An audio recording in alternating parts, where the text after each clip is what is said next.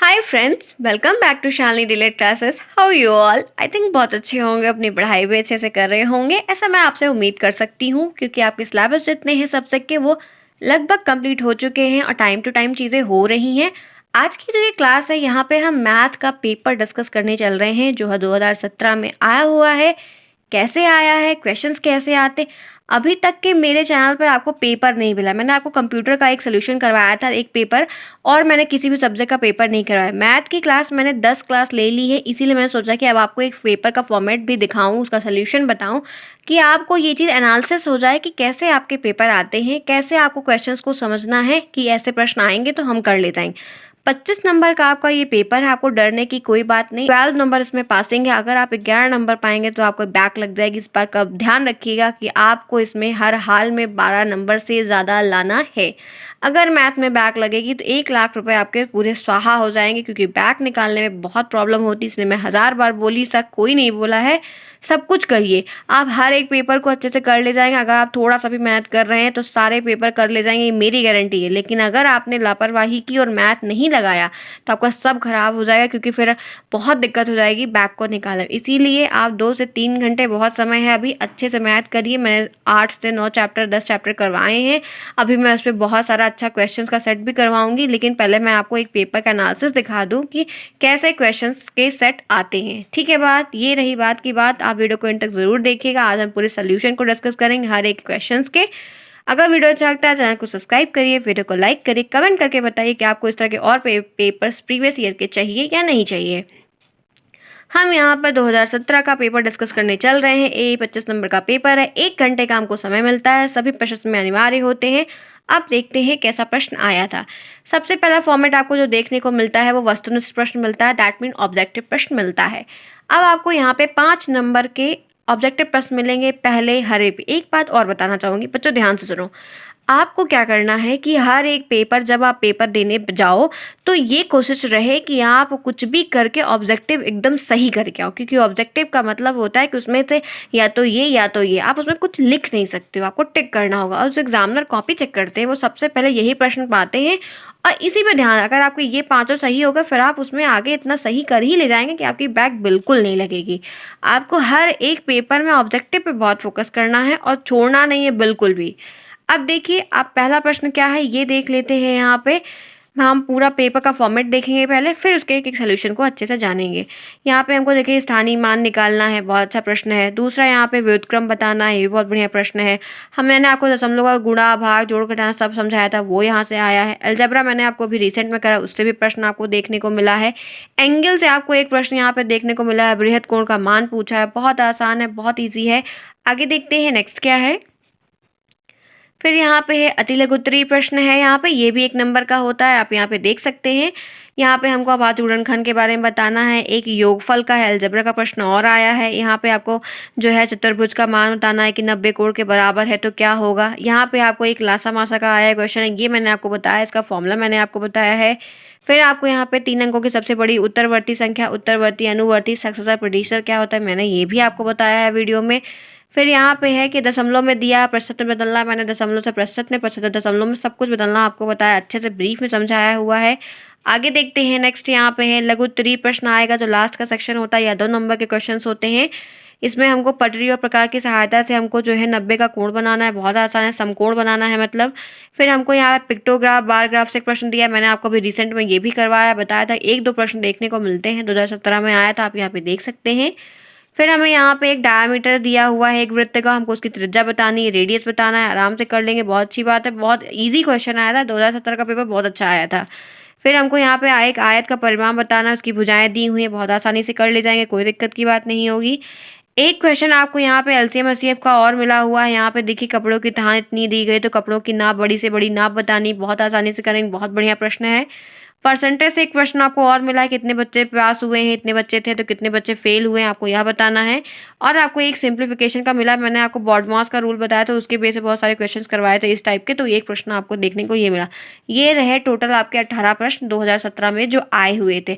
अब हम इसका एक एक सोल्यूशन ब्रीफ में देखते हैं कि कैसे हम इसको सॉल्व करेंगे। पहला प्रश्न यहाँ पे आया है कि 8365 में हमको 3 का स्थानीय मान बताना है। बहुत आसान है, मैंने आपको समझाया है कि हम कैसे स्थानीय मान को निकालते हैं। 3 का हमको स्थानीय मान बताना है तो 3 आप लिख दीजिए, 3 के आगे जितनी गिनती हो आप उतना 0 लगा दीजिए। बहुत सिंपल सा है, सटीक है, टिकाऊ आंसर है, 300 इसका राइट आंसर है। आगे बढ़ते हैं, नेक्स्ट देखते हैं। दूसरा प्रश्न हमसे पूछ रहा है कि कौन सा जोड़ा एक दूसरे से व्युत्क्रम है, मतलब इसमें से कौन सा जोड़ा एक दूसरे का उल्टा है, एक दूसरे का रिवर्सिबल है।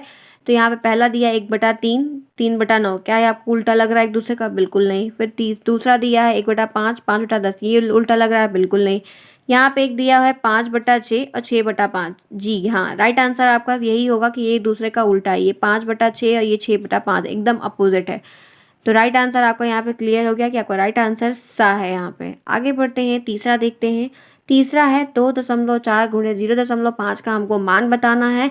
मैं आपको बहुत आसानी से, मैंने गुणा भाग सब कुछ सिखाया था, बहुत आसान है, कोई दिक्कत की बात नहीं, आप आसानी से देख सकते हो। मैं फिर भी आपको सॉल्व करके दिखा दे रही हूँ। 0.5 है, आप 4 पंचे 20 को लेके जाएंगे, 0 है यहाँ पे, कैरी आप 2 लगाएंगे, 2 पंचे 10, 11 12, 120 ये हो गया। आपको 2 दशमलव पे लगाना है तो आप यहाँ पे लगाएंगे। अब आप इसको पढ़ेंगे कैसे? 1.205। अब आप देख लीजिए, यह प्रश्न आपको जो दिया था इसका राइट आंसर 1.20 है, तो इसका राइट आंसर आपका बा है। सस्ता और टिकाऊ आंसर आपका यहाँ पे बा है, 1.20। ठीक है, 1.20 नहीं पढ़ेंगे, गलत है। चौथा यहाँ पे आपको दिया हुआ है 5x प्लस ब्रैकेट में 7x-3 का मान बताना है। बहुत सिंपल है, आप 5x सेम वेरिएबल को आप ऐड कर दीजिए तो 7 5 12 है, -3, 12x-3 इसका राइट आंसर, सस्ता टिकाऊ आंसर है। फिफ्थ आपका यहाँ पे देख लें, निम्नलिखित में से बृहद कोण का मान होता है। बृहद कोण क्या होता है? जिसका मान 360 डिग्री से जो है कम होता है लेकिन 180 से ज़्यादा होता है, 180 से ज़्यादा होता है। तो आप यहाँ पे ऑप्शन देख लीजिए, 360 से कम ये भी है लेकिन 180 से कम है, इसलिए गलत हो गया। ये देखिए 88 है, ये बिल्कुल गलत होगा। ये 180 है, ये हो नहीं सकता, ये भी गलत है। राइट आंसर आपका 305 है, जो 180 से ज़्यादा है और 360 से कम है, तो ये आपका राइट आंसर हो गया। बहुत अच्छा था, हमने वस्तुनिष्ठ प्रश्न को सोल्यूशन के साथ अच्छे से कर लिया। आगे देखते हैं नेक्स्ट प्रश्न। नेक्स्ट सेट ऑफ जो प्रश्न है वो अति लघुत्तरीय प्रश्न है, यह भी 1 नंबर का प्रश्न आता है। छठा प्रश्न देखते हैं, 15 के अभाज्य गुणनखंड बताने हैं।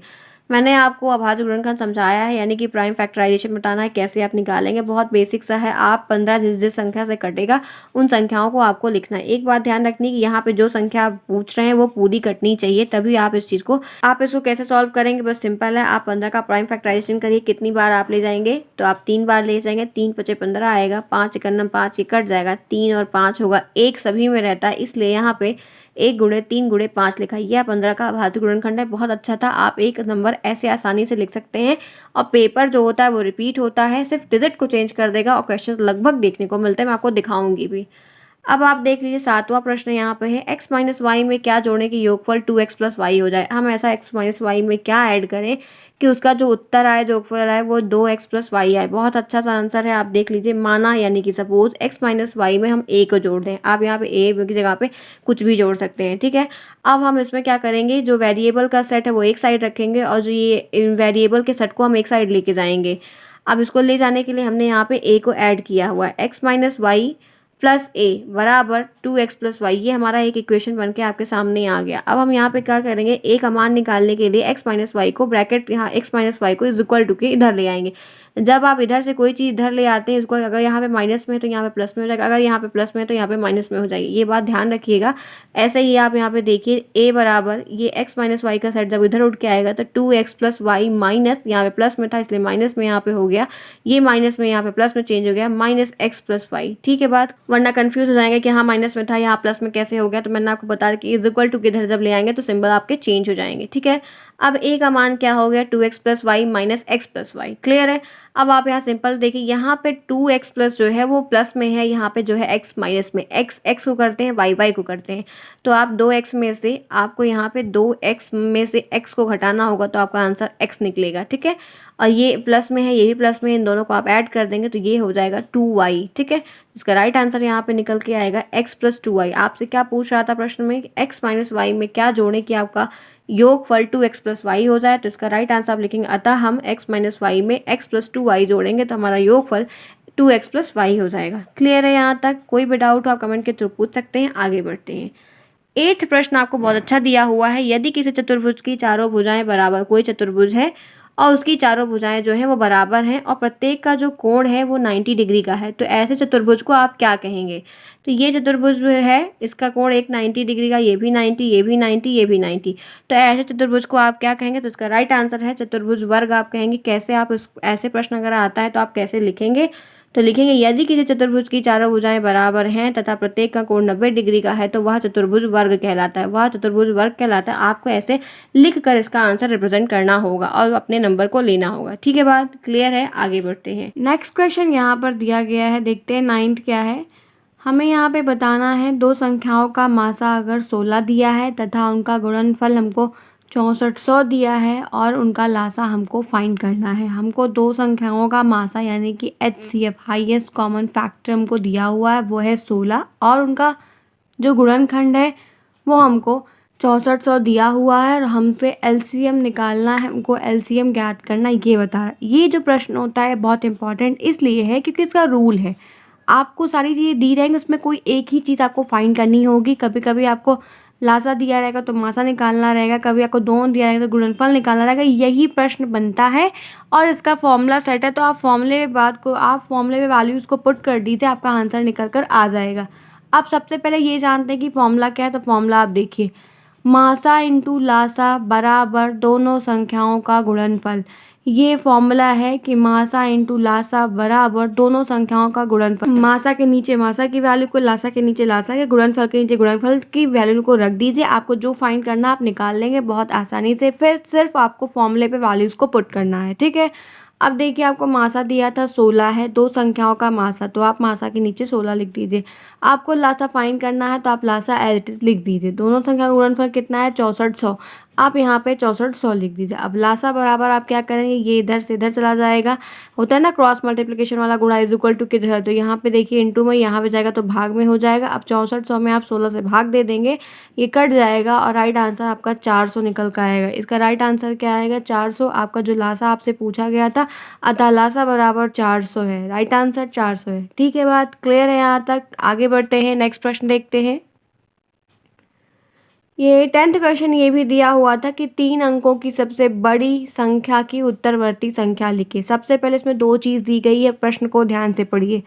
3 अंकों की सबसे बड़ी संख्या, आप सबसे पहले ये जानते हैं कि 3 अंकों की सबसे बड़ी संख्या कौन सी होती है, तो वो है 999, करेक्ट। संख्या की उत्तरवर्ती संख्या लिखिए। अब इसी संख्या की हमको उत्तरवर्ती संख्या लिखनी है, तो आप तभी लिख सकते हैं जब आपको उत्तरवर्ती, पूर्ववर्ती, अनुवर्ती, इंग्लिश में सक्सेसर, प्रीडिसेसर पता होगा, तभी आप इस चीज़ को कर सकते हैं। ठीक है, अब आप देखिए उत्तरवर्ती और अनुवर्ती का मतलब होता है उसमें +1, उसमें एक ज़्यादा, और अनुवर्ती का मतलब होता है उसके एक पीछे या उसके एक कम।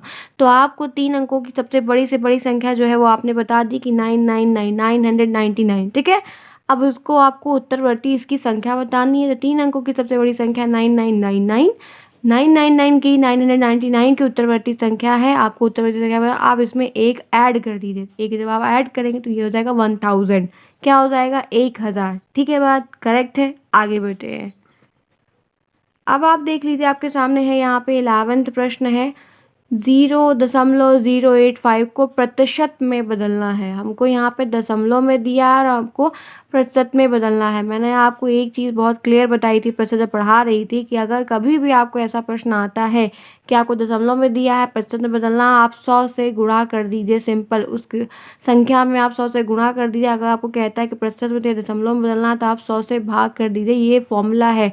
आप अगर इसी पेज पे चलेंगे तो आपका काम हो जाएगा। अब आप देखिए आपको दशमलव में दिया था 0.085 को, अब आपको परसेंटेज में चेंज करना है। ठीक है, अब आप सिंपल इसमें गुणा कर देंगे तो आपको करेक्ट आंसर यहाँ पे निकल के आएगा 8.5%। अतः अभिष्ट प्रतिशत जो है वो 8.5% है। करेक्ट है यहाँ तक, नो डाउट। आगे बढ़ते हैं। अब हम यहाँ पर हमने दोनों तरीके के क्वेश्चंस को देख लिया। अब हम यहाँ पे लघुत्तरीय प्रश्न को समझेंगे। 12वां प्रश्न आपके सामने है, पटरी और प्रकार की सहायता से 90 का कोण बताना है। 90 का कोण मतलब समकोण होता है। ठीक है, अब आपको मैंने यहाँ पे सिर्फ सिंपल सा चित्र उसका दिखा दिया है कि कैसे बन रहा है। तो आप ये देखिए, ये समकोण का चित्र है, ABC 90 डिग्री एंगल ABC समकोण। अब कुछ बच्चों को पता है ये भी गलती होती है, ये लिखना नहीं आता है, वो क्या करते कुछ भी नहीं, ऐसा नहीं करते। मैं करेक्ट बता रही हूँ आपको, जो चीज़ें कोण के पास बीच में रहती हैं उनको बीच में लिखा जाता है। ये ध्यान रखिएगा, जहाँ पे एंगल का फॉर्मेशन होता रहता है वो चीज़ें बीच में लिखी जाती हैं, वरना आप सोचिए ACB ऐसा कुछ वो उल्टा हो जाएगा। ठीक है बात, तो मैंने आपको लिखने का तरीका ये बता दिया। एक बात और बताना चाहूँगी कि जैसे ये प्रश्न आया तो मैंने यहाँ पे इसका पूरा हिंदी में जैसे सकते हैं कि अतः ये मार्कर है, ये कोण है, ये एंगल यहाँ है, ये एंगल वहाँ है, पूरा जैसे हिंदी में लिखते हैं ना, फॉर्मेट लिखते हैं और लिखने के बाद आप वहाँ पे उसका चित्र बनाते हैं। तो मैंने आपको ये चीज़ नहीं लिखी, मैंने सिर्फ चित्र बना दिया। आपको जब एग्ज़ाम में अगर ऐसे रिलेटेड प्रश्न आते हैं या आने की चांसेस भाई 17 में आया है तो हो सकता है आ जाए, क्या पता। तो ये चीज़ें अगर आती हैं तो आपको ये चीज़ ऐसे लिखनी होगी, पूरा फॉर्मेट देना होगा, तब आपको ये चित्र बनाना होगा, तभी आपको पूरा नंबर मिलेगा। और 2 नंबर का ये प्रश्न है। देख लीजिए, ऐसे क्वेश्चन एंगल वाले से ऐसे आते हैं, या तो एंगल पूछ लेगा या तो आपको कोण बनाने को आ जाएगा, नाम पूछ लेगा। इस तरह के प्रश्न आपको आते हैं, चैप्टर में आपके दिया हुआ है। करेक्ट है यहाँ तक, नो डाउट। आगे बढ़ते हैं, नेक्स्ट देखते हैं। अब आपके सामने यहाँ पे 13वां प्रश्न है, वो देखते हैं क्या है। रमेश के बगीचे में विभिन्न प्रकार के फूल हैं। रमेश का एक गार्डन है, उसमें डिफरेंट डिफरेंट कलर्स के फूल लगे हुए हैं। नीचे दी गई आपको एक टेबल में इन पौधों की संख्या बताई गई कि उसके गार्डन में कौन से फूल लगे हैं और कितनी संख्या में लगे हैं। इसको आपको पिक्टोग्राफ में प्रेजेंट करना है। Pictograph, bar graph, pie chart के तरीके 3-4 ठू हैं जो आपके बुक में दिए हुए हैं। 1-2 प्रश्न देखने को मिलता है। 1-2 प्रश्न मैंने आपको अच्छे से एग्जाम्पल के तौर पर समझाया भी है। आप देख लीजिए 2017 में आया भी हुआ है कि कैसे ये हो रहा है। आपको पूरा क्वेश्चन पढ़ना होगा, उसके बाद आपको समझना होगा कि लास्ट में आपको क्या कह रहा है। पिक्टोग्राफ का मतलब यहाँ पे ये हुआ कि आपको चित्र के रूप में दर्शाना, आपको डाटा दिया हुआ, आपको पूरा फॉर्मूला सेट दिया हुआ है, आपको उसको चित्र के रूप में रिप्रेजेंट करना है। तो आप कैसे करेंगे, अब देखिए जो टेबल दी हुई पहले वो समझते हैं जो क्वेश्चन में दी हुई। क्या गुलाब का फूल है, 30 फूल है, ठीक है। और गेंदा का जो है वो 25 है, जूही का 10 है, डहेलिया का 15 है और रजनीगंधा का 45 है। अब आप इसको पिक्टोग्राफ के रूप में कैसे रिप्रेजेंट करेंगे, ये देखिए। सबसे पहले मैं आपको बता दूं कि संकेत यहाँ पे आप लिख सकते हैं, मतलब समझने के लिए, कि एक फूल बराबर 5 के, मतलब जो एक फूल मैंने चित्र में ये बनाया हुआ ये 5 के बराबर है।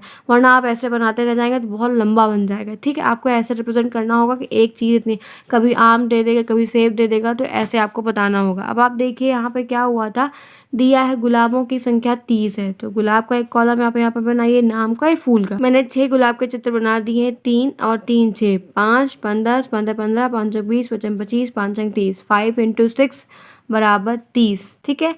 अब आप यहाँ पे देखिए गुलाबों की संख्या कितनी थी, 30, यहाँ पे कितना आया, 30, करेक्ट है। नेक्स्ट देखिए, गेंदा का 25 था, मैंने क्या किया, 5 फूल बना दिए, 5 के 5 5 10 15 15 5 20 25 25, 5 5 × 5 बराबर 25, गेंदा का फूल 25, यहाँ पे 25, करेक्ट है।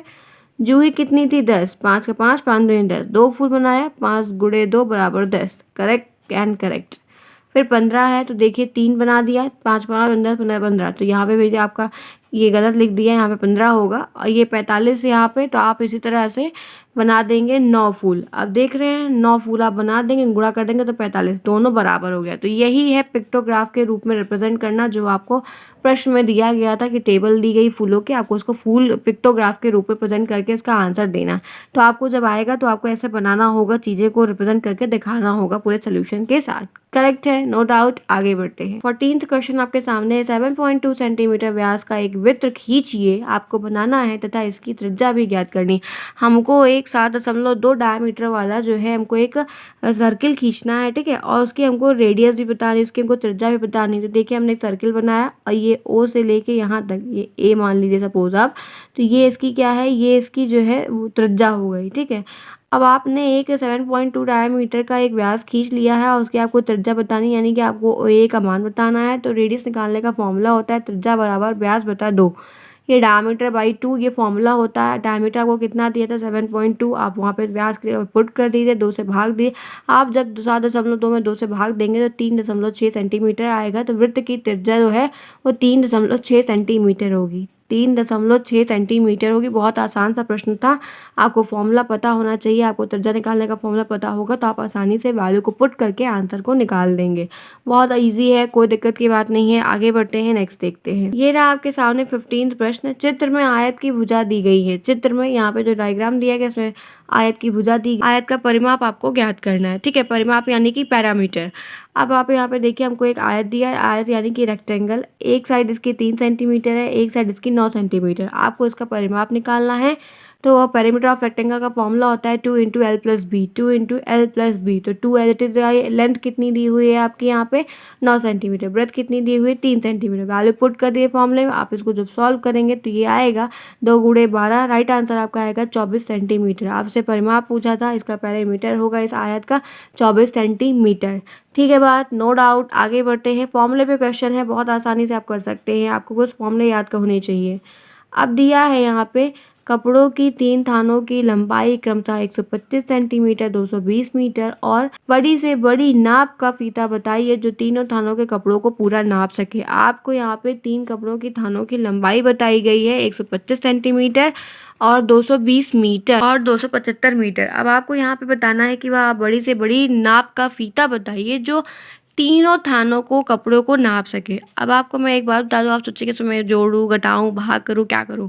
जब कभी भी आपको ऐसे प्रश्न आए, ये आपके चैप्टर फर्स्ट से प्रश्न आया है एलसीएम एचसीएफ से। देखिए, जब कभी आपको बड़ी से बड़ी मिले या छोटी से छोटी मिले, 2 वर्ड है क्वेश्चन में, हर एक चीज ट्रिक दी आती है कि उससे बच्चा समझ जाए कि कैसे करना। बड़ी से बड़ी आपको दिखे तो आप तुरंत फट से मान लीजिएगा कि आपको एचसीएफ निकालना है, ठीक है। और अगर आपको यहाँ छोटी से छोटी दे रहे तो इसका मतलब आपको एलसीएम निकालना है। क्या निकालना है? आपको एलसीएम निकालना है। तो याद रखिएगा, बड़ी से बड़ी दे दे या छोटी से छोटी दे, दोनों यही तरीका है आपको इन चीज़ों को जानने का। अब आप इनका क्या करेंगे? एलसीएम निकालेंगे। सबसे बड़ा इसमें 275 है, 275 में आप 220 से लेके जाएंगे तो यहाँ पे आप एक बार में लेके जाएंगे, यहाँ आएगा 55। फिर आप 125 में लेके जाएंगे तो 125 में 2 बार लेके जाएंगे 110 बार, यहाँ आएगा 15। फिर 15 में आप 55 को लेके जाएंगे तो 3 आएगा और यहाँ बचेगा 10। 10 में आप 15 को जाएंगे, एक बार जाएगा, बचेगा 5 और ये कट जाएगा 5 दूनी 10 पूरा एग्जैक्ट। आप यहाँ पे देख लीजिए, ठीक है। अतः अंत में 5 का भाग देने पर शेषफल 0 आ रहा है। और लंबाई की नापने के लिए जो बड़े से बड़े फीते की लेंथ की बात की गई तो वह मीटर कितना है? 5 मीटर। वह कितना है? 5 मीटर। आपको इन सब की लंबाई को नापने के लिए बड़े से बड़ा 5 मीटर लंबे फीते की ज़रूरत पड़ेगी। ठीक है, बात करेक्ट है यहाँ तक, नो डाउट। आगे बढ़ते हैं। 17वां प्रश्न आपके सामने है। एक परीक्षा में 75% बच्चे उत्तीर्ण हुए। उत्तीर्ण मतलब पास हुए। 100% हर जगह के लिए माना जाता है, 100% हर जगह लिया जाता है। इसमें से 75% बच्चे सिर्फ पास हुए हैं। यदि परीक्षा में अगर 1500 बच्चे बैठे थे, एक पेपर हुआ था उसमें 1500 बच्चे बैठे थे जिसमें से 75% पास हुए हैं, तो कितने बच्चे फेल हुए? तो कितने बच्चे फेल हुए? ठीक है बात, बहुत अच्छा आंसर, बहुत अच्छा प्रश्न है। ये परसेंटेज का क्वेश्चन है, बहुत बार आता है। ऐसे रिलेटेड क्वेश्चंस भी आते हैं, मैं और भी क्वेश्चन करवाऊंगी। 2017 के पेपर में आया है, ध्यान रखिएगा कि कोई एक एग्जाम है जैसे 1500 बच्चे बैठे थे जिससे 75% बच्चे पास हुए हैं, तो कितने फेल हुए हैं? ठीक है, आपको यही प्रश्न का आंसर देना है। तो देखिए कैसे आप करेंगे। एग्जाम में सम्मिलित बच्चों की संख्या कितनी है? 1500। उत्तीर्ण बच्चे कितने हैं? 75%। ठीक है, अब आप कैसे निकालेंगे? तो आप क्या करेंगे, जितना परसेंट दिया रहता है वो परसेंट कितने में से है? 100 में से है। तो 75% आप बच्चे पास हुए हैं तो कितने में से पास हुए हैं? 100% में से पास हुए हैं। ठीक है, आप 75% का क्या वैल्यू है 100% में, पहले वो निकालेंगे, तभी आपको ये चीज़ समझ में आएगी कैसे करते थे। इसको देखिए, इसका एक फॉर्मूला सेट हो जाता है कि कैसे आप चीज़ों को पुट करेंगे।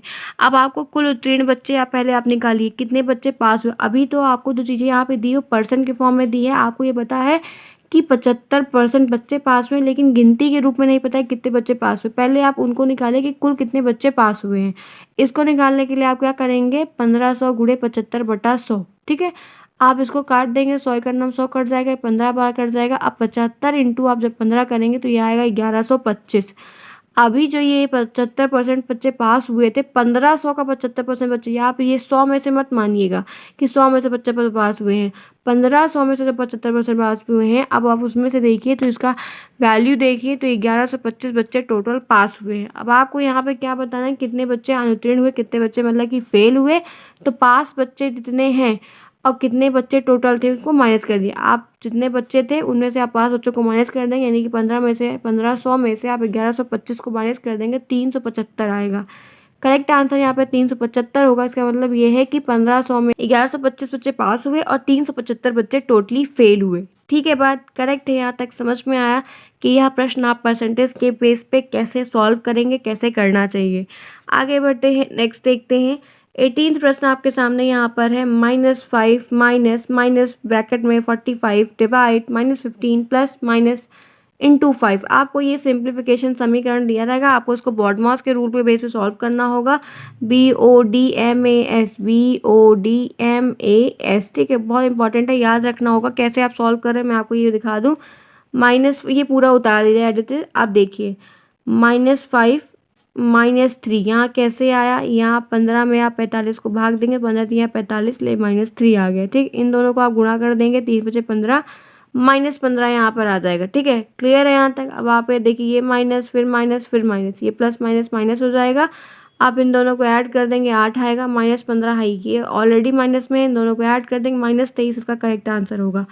ठीक है, बात क्लियर है, नो डाउट। आज आपके पूरे 18th प्रश्न जितने थे वो यहाँ पर कंप्लीट हो गए। आपको मैथ के पेपर में टोटल 18 प्रश्न आते हैं, 25 नंबर का पेपर आता है, 1 घंटे का पेपर होता है। 2017 का हम पेपर अच्छे से डिस्कस कर रहे थे, मैंने आपको सारे सोल्यूशन सॉल्व करके दिखा दिए, किस तरीके के क्वेश्चन आते हैं, कैसे पूरे किताब में जो आपकी मैथ का सिलेबस दिया उसमें से कैसे क्वेश्चन चुन चुन के आते हैं, इसका आइडिया मैंने आपको 2017 का बेसिक पेपर जो था उससे दे दिया। बहुत आसान था, कोई टफ क्वेश्चन नहीं था, हम अच्छे से कर लिए। मुझे आशा है कि ये वीडियो आपको अच्छा लगा होगा, आपकी हेल्पफुल रहा होगा। और इस तरह अगर आपको सारे सोल्यूशंस चाहिए तो आप मुझे कमेंट करिए कि मैं सारी चीज़ों को टाइम टू टाइम करवा दूँ, तुरंत करवा दूँ अगर आपको अभी चाहिए तो। अदरवाइज़ हम बाद में भी देख सकते हैं, बहुत समय है अभी।